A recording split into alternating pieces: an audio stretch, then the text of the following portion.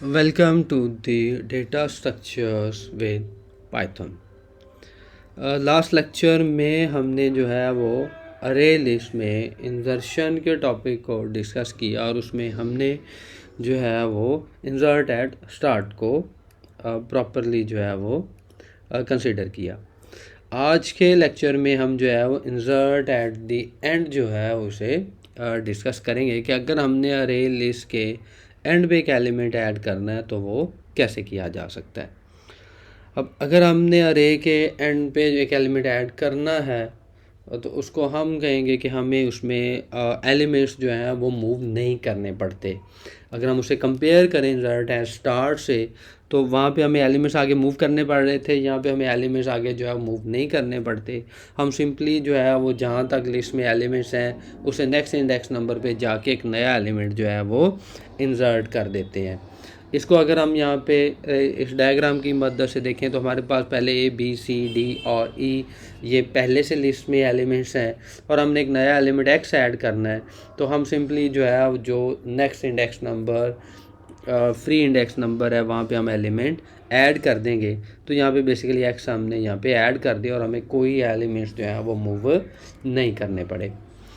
अब अगर हमने एंड पे ऐड करना है तो हम उसी तरह उसी एग्जांपल को कंसीडर करेंगे जो हमने लास्ट लेक्चर में कंसीडर की थी कि यहाँ पे हमारे पास एलिमेंट्स हैं 30 to 50 तक जो कि इंडेक्स नंबर 0 to 8 हैं और उसके बाद नया एलिमेंट हमने 70 ऐड करना है। और हम क्योंकि इंसर्ट ऐट लास्ट पे ऐड करने जा रहे हैं तो हमने सिंपली जो है वो पहले एलिमेंट्स जो है वो अगर इंडेक्स नंबर 8 पे पड़ा है तो नया एलिमेंट डेफिनेटली जो है वो इंडेक्स नंबर 9 पे ऐड हो जाएगा।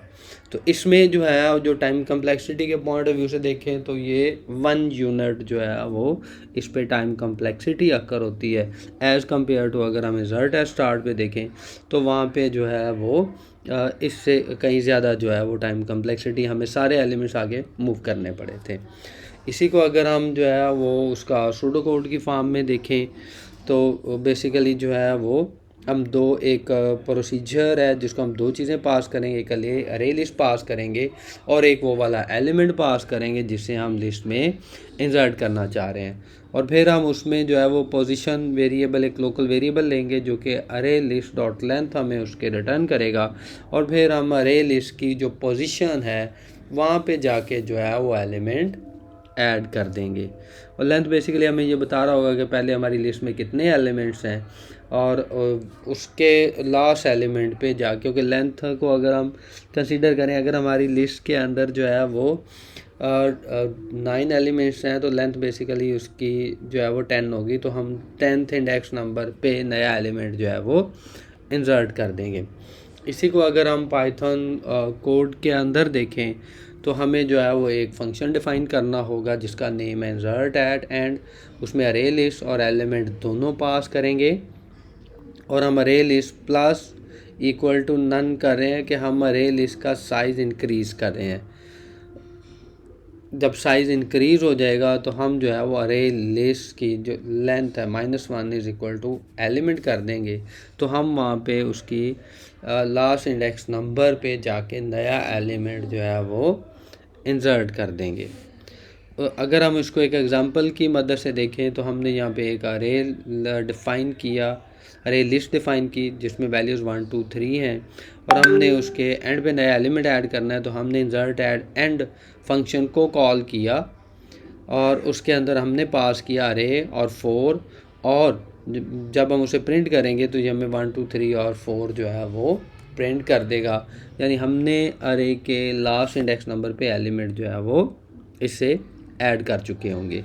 अब हम आते हैं इसकी टाइम कम्प्लेक्सिटी की तरफ। तो अरे में एंड पे अगर एलिमेंट ऐड करना है तो इसकी जिसको हम यहाँ पे एवरेज केस टाइम कम्प्लेक्सिटी अगर हम कंसीडर करें तो हम इसको कहते हैं कि हम इसके एंड पे एक एलिमेंट अपेंड कर रहे होते हैं और जिसके लिए टाइम कम्प्लेक्सिटी जो है वो बिको 1 आएगी। यानी इससे ज़्यादा 1 यूनिट टाइम से ज़्यादा टाइम कम्प्लेक्सिटी अकर नहीं हो सकती। लेकिन इसके अंदर थोड़ा सा एक और इश्यू भी आता है। When the underlying array is full and needs to be resize this operation can take big O N.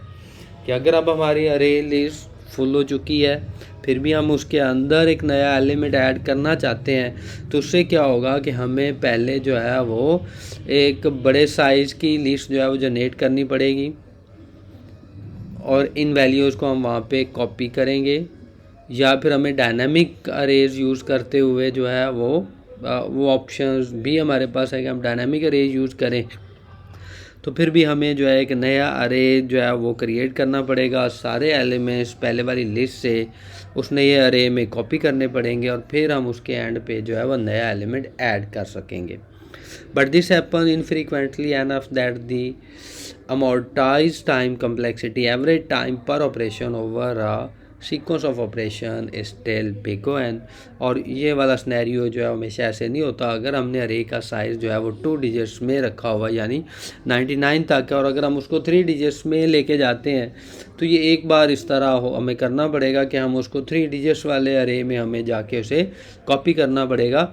लेकिन फर्दर अगर हम एट द एंड वाले ऑपरेशन ही ऐड करते जाएंगे तो फर्दर 900 वैल्यूज़ के लिए एटलीस्ट हमें ये नहीं करना पड़ेगा, उनके लिए फिर भी जो टाइम कम्प्लेक्सिटी है वो बिग O n ही रहेगी।